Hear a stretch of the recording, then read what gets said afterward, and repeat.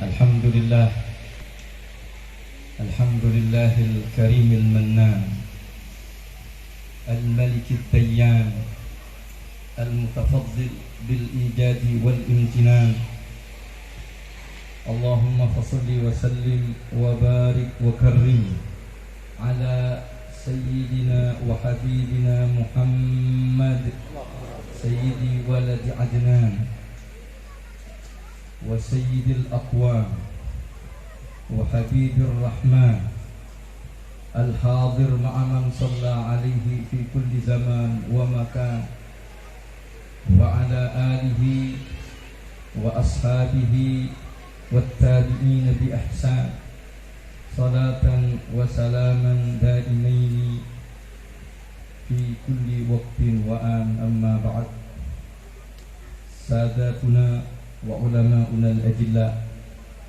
para habaib, para alim ulama, para tokoh-tokoh masyarakat,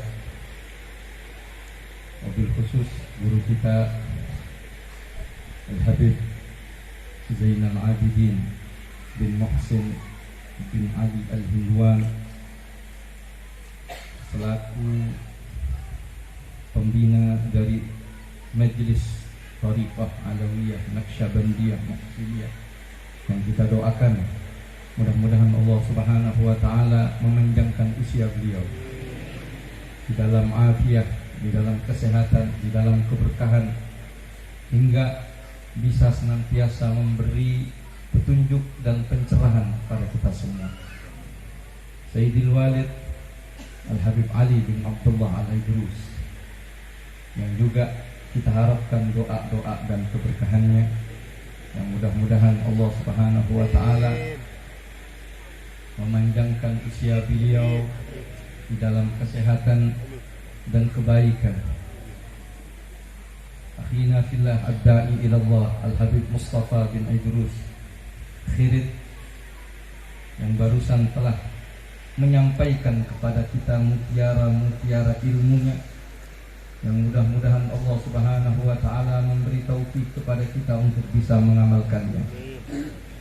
Habib Abdurrahman Al-Mahdali beserta semua para habaib, para asatidzah, Habib Husin Al-Maghribi yang datang juga dari Situbondo, dan banyak lagi yang mohon maaf tanpa mengurangi rasa ta'zim dan cinta kami kepada mereka, yang semuanya kita doakan, guru-guru kita, orang-orang tua kita, para pejabat pemerintah baik sipil maupun TNI Polri, Bapak Wali Kota ataupun yang mewakilinya, kita doakan semuanya, karena setelah bersatu di dalam majlis yang mulia ini, mudah-mudahan Allah memberkahi semuanya, berkah di dalam kehidupannya, berkah di dalam aktivitasnya, berkah di dalam umurnya, di dalam rumah tangganya, berkah daripada sahibul hal Al-Imam Al-Faqihul Muqaddam Muhammad bin Ali Ba'alawi.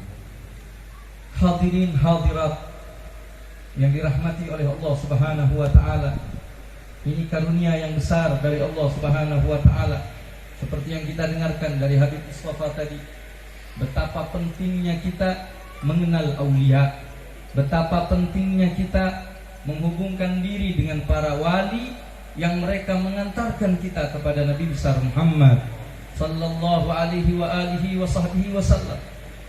Apalagi Al-Imam Al-Faqihul Muqaddam Muhammad bin Ali Ba'alawi. Kita kenal para pengikutnya, para pecintanya, para keturunannya. Masya Allah, sepertiga daripada dunia Islam ini, mereka masuk Islam. Ini kalau kita lihat peta itu, peta negara-negara di seluruh dunia, di mana negara-negara Islam berada. Ada di Timur Tengah, ada di daerah Afrika seperti Mesir, Aljazair, Maroko dan sekitarnya. Kemudian Asia Tenggara, Indonesia.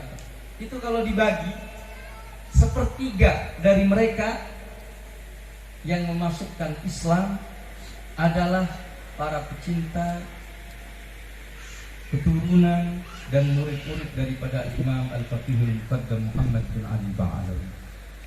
Masya Allah, ini orang bukan orang sembarangan. Sampai-sampai beliau punya pembantu Imam Fakih Muqaddam, namanya Bapak Raisah. Suatu saat pembantunya ini pergi haji. Ini generasi itu masih generasi bukola ya disebutnya, generasi dulu. Belum ada seperti alat komunikasi seperti saat ini. Tidak ada WA, tidak ada Facebook, tidak ada email, nggak ada. Terdengar kabar bahwasannya Abu Hurairah ini meninggal dunia. Dilaporkan Abu Hurairah ini muridnya, salah satu daripada pecinta Al-Faqih Muqaddam Muhammad bin Ali Ba'ala, datang kepada beliau berita bahwa Abu Hurairah meninggal dunia, pulang dari haji. Akhirnya beliau diam sejenak dan beliau mengatakan, tidak, Abu Hurairah masih hidup, belum meninggal dunia. Kok tahu? Jangan-jangan ada yang ngasih bocoran pakai WA. Belum ada WA, belum ada telepon. Beda generasi milenial, apa? Dan generasi Z, seperti saat ini sudah mengenal teknologi yang begitu luar biasa, bisa mengabarkan dan menginformasikan banyak hal. Tapi saat itu tidak ada yang tahu. Tahu-tahu Fakih Muqaddam mengatakan tidak, beliau masih hidup. Dia masih hidup. Dari mana Anda tahu bahwasannya dia masih hidup? Fakih Muqaddam mengatakan apa? Talaqtu ala ahlil jannah. Falam najid. Saya melihat ke penghuni surga yang sudah meninggal, ternyata dia tidak ada. Wa faqiruna lan yadkhulan nar. Sedangkan pecintaku, orang yang masuk dalam golonganku, tidak akan masuk neraka. Masya Allah, sampai segitunya Al-Faqih Muqaddam. Jadi orang yang punya hubungan erat dengan beliau, insya Allah akan termasuk dalam golongan ahli jannah. Waman dakhal fihi mahum la yaqaf. Waman ta'allaq bihim adrak jami'at tuha. Siapa yang masuk dalam golongan mereka, Allah khaufun alaihim walahum yahzanun. Mereka tidak takut, tidak resah, tidak gelisah. Hidupnya tenang, tentram. Hidupnya penuh dengan cahaya. Karena mereka berada di dalam golongan para wali, kelompok dan pecinta para wali. Sampai Al-Imam Junaid Al-Baghdadi, beliau pernah mengatakan, at-tasdiq fi ilmi wilayatus surah. Percaya terhadap ilmu kami, hanya percaya kepada kami saja. Tidak perlu sampai betul-betul mengikuti, sampai mendalam, tidak. Percaya saja, itu berarti dia telah masuk di dalam lingkaran kewalian yang kecil. Tapi jangan langsung mentang-mentang merasa jadi wali. Syaratnya jadi wali kayak tadi itu. Syaratnya jadi wali, Imam Abdullah bin Alawi Al-Haddad pernah ditanya seperti yang disinggung oleh Habib Mustafa tadi, husnus sirah, husnus surah, sirah, sarirah, itu baru. Paling tidak husnus sarirah, baik hatinya, itu para wali. Ini Al-Faqih Muqaddam Muhammad bin Ali Ba'ala, Masya Allah, bergelar dengan Al-Ustadul A'zam. Al-Ustadul A'zam, Ustad itu sebetulnya tidak dikenal dalam bahasa Arab, sehingga di dalam Al-Quran tidak ada istilah Ustad. Tapi ini menjadi sebuah laqab populer di kalangan para ulama, bahwa mereka adalah orang-orang yang memiliki keilmuan yang sangat mendalam, maka digelar dengan Al-Ustad. Ada yang mengatakan berasal dari bahasa Persia, ada yang mengatakan berasal dari Yunani, ada macam-macam. Para ulama mengatakan asal kata daripada kata Ustad. Terlepas dari itu semua, semuanya sepakat kalau hari ini itu, kalau dalam gelar akademik bahasa Arab, kalau ada tulisan AD, gitu, alif dal, Alifnya itu maksudnya al-ustaz, yang kalau diterjemahkan dalam bahasa kita itu adalah profesor. Kita di sini ustaz itu terlalu murah. Sudah mungkin tahlil aja udah jadi ustaz. Padahal itu merupakan kedudukan yang sangat tinggi, merupakan hal yang sangat luar biasa. Makanya beliau dijuluki dengan al-ustaz. Bukan hanya itu, tapi al-ustadzul a'zam, seorang ustaz yang paling agung. Wah, ustaz yang kayak apa ini? Di atas segala profesor. Belum sampai di al-faqih, yang berarti seorang ahli agama. Fikih dulu itu maksudnya yang mengerti, bukan hanya mengerti dalam ilmu fikih saja, tapi bermacam-macam disiplin ilmu dia kuasai. Bahkan ilmu batin dia kuasai. Ketika ada datang kepada Nabi Muhammad sallallahu alaihi wasallam orang Badui, orang kampung, datang kepada Nabi dan beliau mengatakan, "Alimni surah minal Qur'an." Bacakan saya Al-Qur'an, ajarin saya Al-Qur'an. Nabi memerintahkan salah seorang sahabat beliau untuk membaca Al-Qur'an. Dibaca, "Idza zulzilatul ardu zilzalaha wa akhrajatil ardu athqalaha." Dibaca itu tiba-tiba orang ini pingsan, kaget mendengar surat itu. Nabi mengatakan, "Faqihur rajul." Orang ini ngerti, paham. Berarti mengerti intisari daripada maksud dan tujuan Al-Qur'an. Banyak orang yang berbicara tentang Al-Qur'an begitu hebat, tapi isi, zauk, cita rasa yang ada dalam Al-Qur'an itu hanyalah mereka orang-orang yang dipilih oleh Allah Subhanahu wa taala.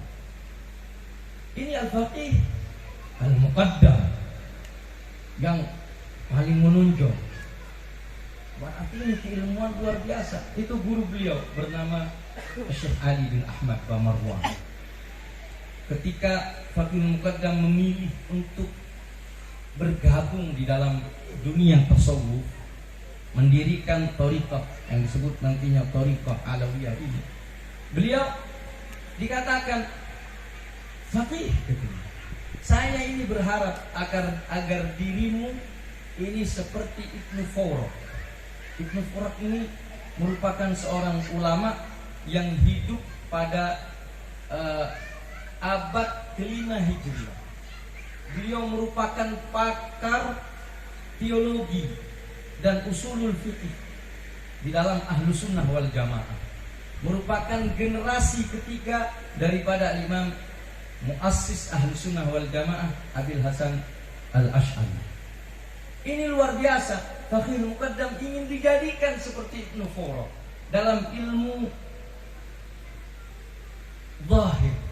Tapi Al-Faqih Muqaddam telah menguasai semua itu dan beliau memasuki ilmu yang lebih mendalam lagi, yaitu ilmu qaum, dengan menerima baiat daripada Abi Madyan Al-Maghrabi, Syuaib Abu Madyan Al-Maghrabi, seorang ulama yang sangat luar biasa, salah satu daripada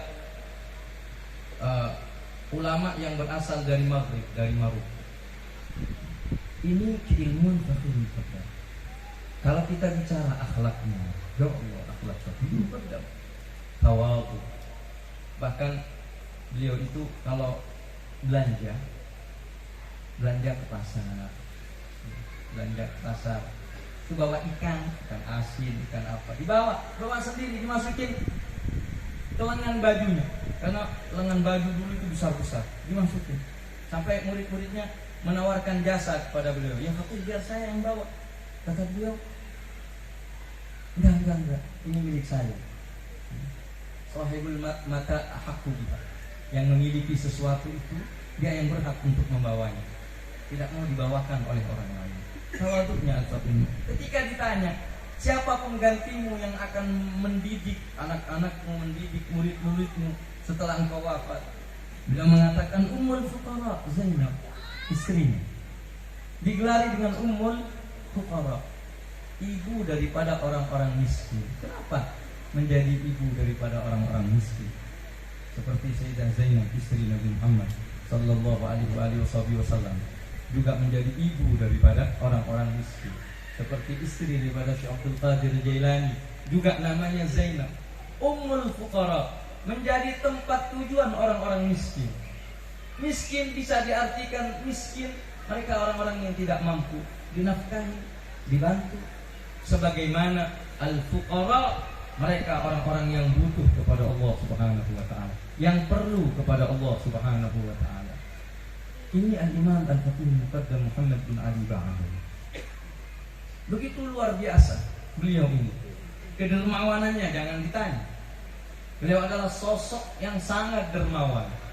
Beliau adalah orang yang tiap hari itu bersedekah. Jadi setiap panen kurma, beliau sediakan 360 zir, semacam tempat, ya semacam gentong lah ya, kalau di kita ini itu penuh dengan kurma sebanyak 360. Itu disedekahkan tiap hari 1 zir. Itu belum sedekah yang lain. Jadi tiap hari dalam sepanjang tahun beliau tidak pernah lepas daripada sedekah. Dermawan sangat luar biasa. Ini juga diikuti oleh anak-anak cucunya. Masya Allah, kalau kita, mereka adalah orang-orang yang mengajarkan kepada kita hidup realistis, hidup sungguh-sungguh. Kita berbicara di sini, ini kan cerita-cerita langit, karomah ini itu. Tapi bagaimana hal-hal ini membumi di tengah-tengah kita, bisa dikenal oleh para generasi muda dan bisa dicontoh. Bagaimana seorang Al-Faqihul Muqaddam bisa kita wujudkan dan kita contoh di dalam kehidupan sehari-hari kita. Memang tidak seperti Al-Faqihul Muqaddam. Itu amalannya kalau beribadah membaca Ya Latif 1000 kali dalam satu nafas. Tidak 100 kali, tidak sanggup. Ini 1000 kali, belum zikir yang lain. Pernah suatu saat putra beliau yang bernama Ahmad mengikuti beliau karena beliau punya tempat makbad namanya, tempat ibadah di situ. Kalau menjelang malam beliau mulai naik ke atas gunung. Di situ beliau sholat, masya Allah. Itu salah seorang putra beliau Ahmad ini ikut di belakang tanpa sepengetahuan ayahnya. Ketika keluar memasukin lembah yang akan naik ke atas gunung, tiba-tiba dia mendengar seluruh alam semesta berzikir, pepohonan berzikir, bebatuan berzikir. Ini anak masih muda, pingsan dia. Baru pagi harinya Faqihul Muqaddam pulang, tahu anaknya pingsan. Baru dibangun dan dibawa pulang. Mau mencontoh yang semacam ini, kita tinggalin handphone aja 2 jam kagak sanggup. Itu salah satu cucu Al-Faqihul Muqaddam Muhammad bin Ali Ba'alawi, Al-Habib Abdurrahman As-Segar. Beliau itu kalau baca Al-Quran bisa menghatamkan Al-Quran 4 kali di pagi, di siang hari, 4 kali di malam hari, 8 kali. Masuk akal kan? Hah? Masuk akal kan? Kapan kita 1 juz aja 2 jam? Ini sampai sebegitunya. Tapi saya nggak heran ketika melihat realita handphone hari ini. Orang lepas dari handphone, kita khusyuk berjam-jam, asyik ini nggak berasa, iya kan? Apalagi yang sudah kecanduan. Ini semuanya cerita. Jangan sampai cerita ini hanya menjadi sebuah legenda di kalangan kita para pecintanya, apalagi anak cucunya. Hanya menjadi sebuah cerita usturah yang diceritakan dari mulut ke mulut tanpa ada sebuah penterjemahan nyata dalam kehidupan sehari-hari kita. Seharusnya ada beberapa hal yang kita jadikan untuk kita aplikasikan saat ini. Bagaimana sosok Al-Faqihul Muqaddam menjadi contoh nyata, bukan hanya sekedar sebuah kisah dan cerita di dalam kehidupan kita. Bahkan Al-Faqihul Muqaddam bisa menjadi solusi bagi segala permasalahan dan problematika termasuk problem anak-anak muda saat ini. Ini anak-anak muda. Kemarin saya mendengar sebuah ceramah tentang survei para pemuda. Ini generasi yang hidup pada tahun yang dilahirkan 1996 ke atas sampai 2012. Itu mereka disebut generasi yang paling respon terhadap teknologi, paling maju, paling cepat untuk beradaptasi karena teknologi lahir sebelum mereka. Tapi sungguh sangat mengherankan, ternyata tingkat depresi, kegalauan, ya, anak-anak muda galau, sumpah. Ternyata pada generasi ini ditemukan sangat besar, bisa dikatakan sampai mencapai 15%. Bahkan di antara mereka mengakhiri hidupnya bunuh diri karena sumpah. Dan di antara penyebabnya adalah sosial media. Ini media sosial, media sarana untuk bersosialisasi. Seharusnya orang yang mengerti sosial media, dia memanfaatkan untuk semakin banyak bersilaturahim. Kenyataannya malah sebaliknya. Orang yang berlama-lama dengan sosial media, ternyata mereka adalah orang yang paling terdampak depresi paling besar. Kalau orang sudah berumur 40 tahun ke atas, 50 tahun, 60 tahun, banyak urusan, banyak ini, banyak itu, bunuh diri wajar. Banyak. Ini anak muda, umur belasan tahun, sudah sumpah, stres,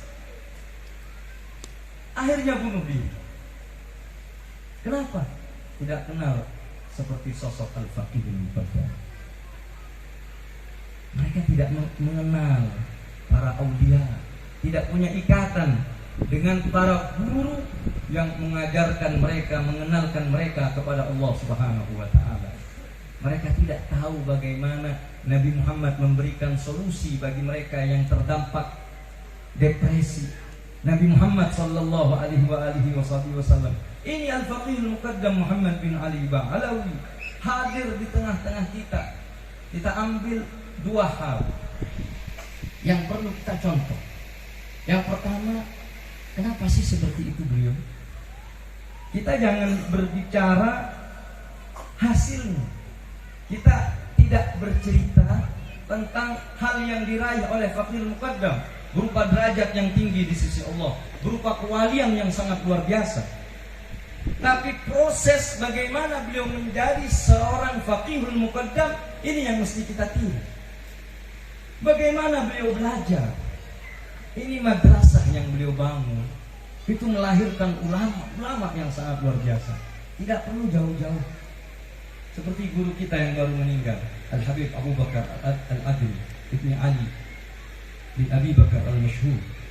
Bagaimana beliau hubungannya dengan gurunya?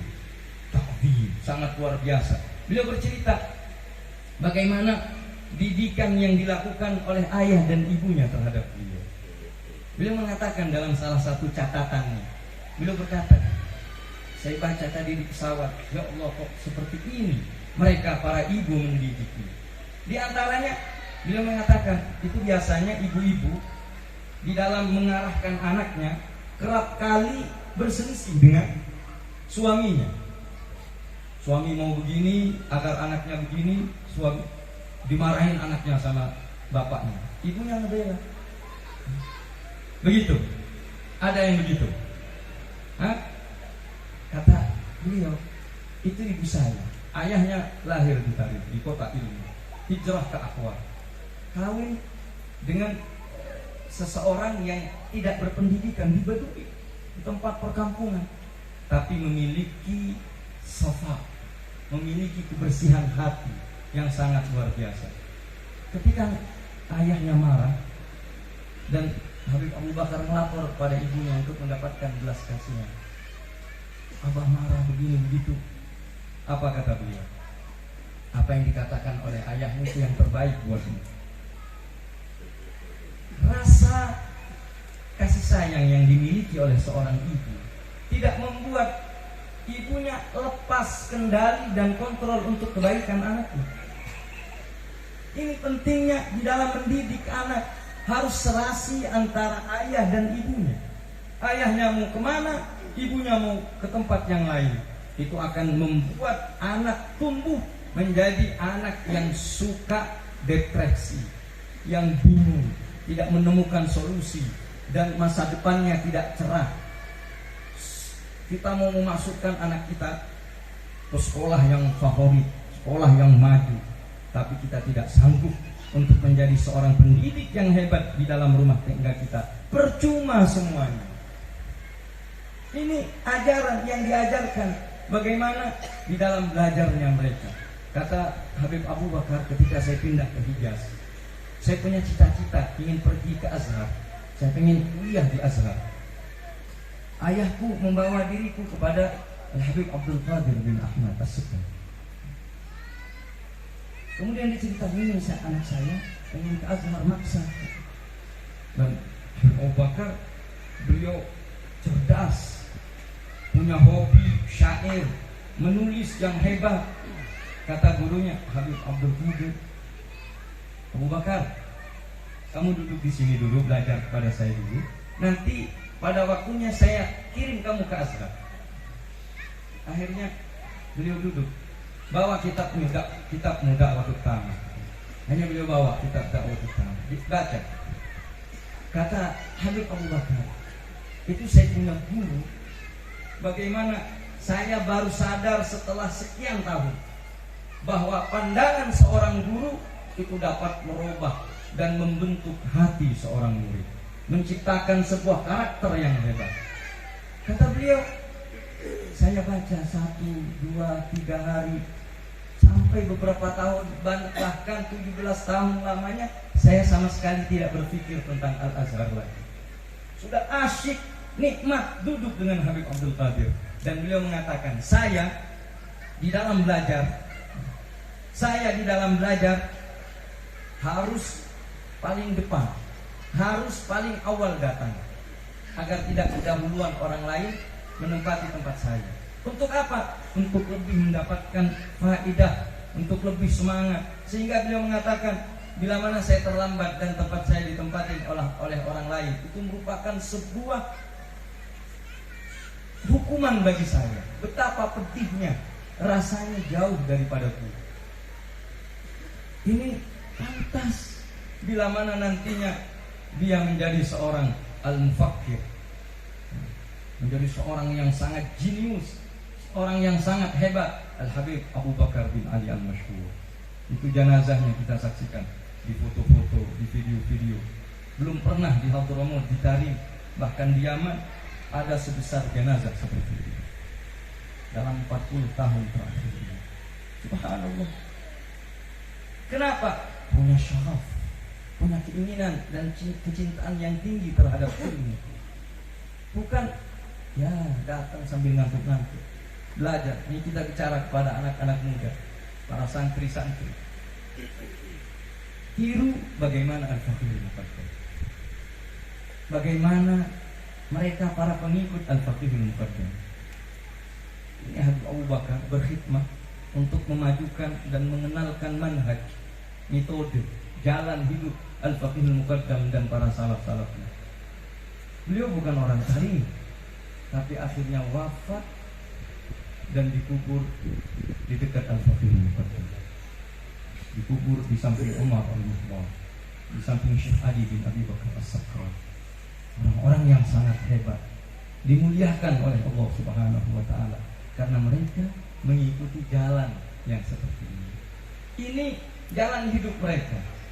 Kita pengen merubah diri kita, kita harus punya contoh, kita harus punya panutan yang mesti kita tiru. Pengen seperti apa saya? Pengen seperti Al-Faqihul Muqaddam. Lihat bagaimana cara belajar Al-Faqihul Muqaddam. Paling tidak para pengikut, para pewaris Al-Faqihul Muqaddam Muhammad bin Ali Ba'alawi, bagaimana mereka belajar. Ini pelajaran mungkin sedikit daripada sejarah hidup beliau yang perlu kita pelajari. Yang kedua, kenapa mereka begitu dermawan? Kenapa begitu ringan tangan untuk memberikan harta benda yang dimilikinya? Kenapa begitu bersemangat? Bahkan di antara mereka tidak mau makan kecuali bersama tamu. Ada Habib Zainal Abidin Al-Idrus. Beliau itu kalau bangun rumah gede banget rumahnya, tapi tidak mau ada tiang.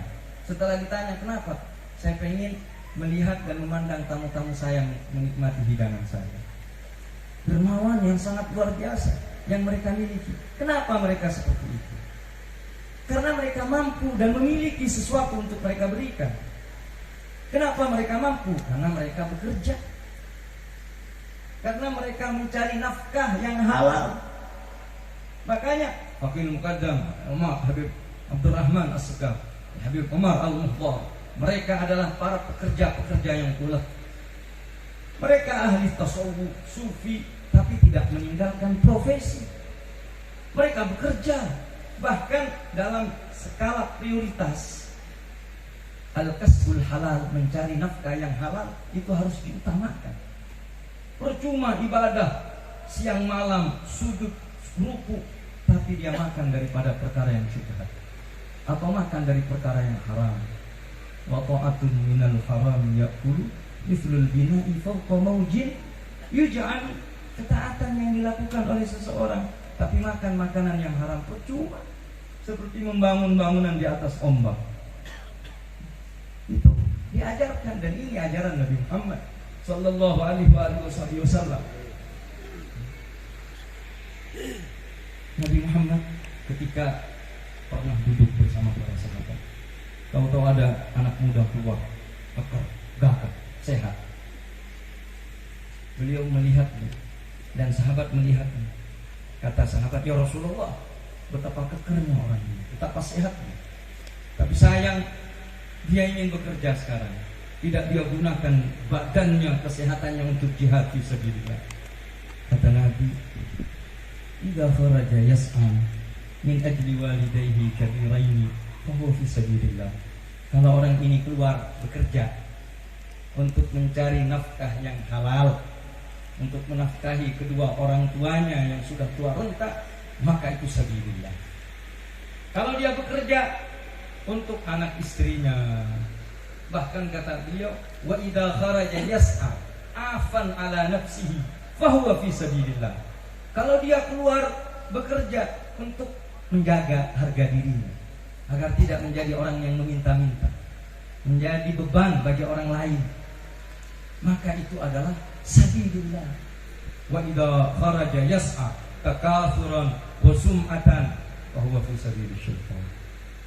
Tapi kalau bekerjanya hanya untuk merubah status sosial, maka itu adalah jalan syaitan. Na'udzubillah wal iyadzubillah. Lihat bagaimana Nabi Muhammad menjadikan bahwa mencari nafkah yang halal itu merupakan jihad fisabilillah. Beliau tidak suka kepada mereka orang-orang yang meminta-minta, tidak menggunakan tenaganya, pikirannya, kemampuannya. Beliau membentuk para sahabat menjadi orang-orang yang hebat, memiliki skill, memiliki kemampuan, agar mereka bisa hidup di muka bumi ini dengan baik, beribadah dengan baik. Ketika ada sahabat yang minta-minta, beliau panggil, kenapa kamu minta-minta? Ya Rasulullah, ini anak istri saya kelaparan. Kamu gak miliki sesuatu di rumahmu? Gak ada ya Rasulullah. Barang-barang apa gitu? Adanya ada mangkuk. Bawa kemari. Akhirnya dibawa mangkuk. Dibawa. Kemudian beliau melelang mangkok itu di depan para sahabat. Siapa yang mau beli mangkok ini? Satu sahabat menunjukkan tangan. Saya ya Rasulullah. Berapa kamu berani? 1 dirham. Kurang. Satu lagi. Saya ya Rasulullah. Lebih tinggi. Berapa? 2 dirham. Oke. Jadi akhirnya dibeli. Beliau panggil itu sahabat. Ini 1 dirham kamu gunakan untuk keluarga. 1 dirham kamu bawa ke pasar, beli tali dan kapak, bawa kemana? Akhirnya dia pergi ke pasar. Pulang dari pasar bawa tali, bawa kapak. Kata beliau, ini cara mengikat, ini cara memotong kayu. Diajari oleh Nabi. Nabi ngajarin bagaimana cara bekerja menjadi tukang kayu. Kata beliau, saya ingin kamu pergi selama 15 hari ke hutan, cari kayu sana. Pergi dia ke hutan cari kayu. Setelah 15 hari 2 minggu, balik lagi ke Masjid Nabawi, ketemu Nabi. Yang tadinya dia sholat di belakang malu, sekarang sholat di depan. Pede. Kata Rasulullah SAW, gimana kabarnya? Rasulullah, kalau 2 minggu yang lalu saya menjadi orang yang meminta-minta, tapi hari ini saya mau bersedekah. Ini ajaran Rasulullah SAW. Kenapa mereka menjadikan para pemudanya menjadi orang-orang yang memiliki skill dan kemampuan menuntut ilmu dengan benar dan mencari hal-hal yang dihalalkan oleh Allah Subhanahu wa taala. Begini ajaran Al-Faqihul Muqaddam Muhammad bin Ali Ba'alawi. Dan begitu ajaran mereka, orang-orang yang mengikutinya dari masa ke masa sampai hari ini. Maka di saat kita mengambil 1-2 daripada tauladan mereka, kita praktekkan dalam kehidupan sehari-hari, maka insya Allah kehidupan kita akan diberkahi oleh Allah. Bagaimana Allah memberkahi ilmu mereka, memberkahi dakwah mereka, memberkahi keturunan mereka, memberkahi rumah tangga mereka, maka insya Allah Allah pun akan memberkahi kita semua. Di saat kita menghubungkan diri kita dengan mereka, mencontoh kehidupan mereka, yang mudah-mudahan Allah Subhanahu wa taala jadikan kita sebagai para pengikut aulia, para pecinta aulia, tidak pernah terputus untuk selama-lamanya. Tidak di dunia, tidak di barzakh, tidak di akhirat. Mudah-mudahan Allah ikatkan kita dengan mereka, orang-orang yang dicintai oleh Allah. Allah ikatkan kita dengan Nabi Muhammad sallallahu alaihi wa alihi wasallam, rabtan la yanhal, dengan ikatan yang tidak akan pernah terputus untuk selama-lamanya sampai di surganya Allah Subhanahu wa taala. Innahu akramul akramin wa arhamur rahimin. Sallallahu wasallam ala sayyidina Muhammad wa ala alihi wasallam. Walhamdulillahi rabbil alamin. Kurang lebihnya mohon maaf. Wassalamualaikum warahmatullahi wabarakatuh.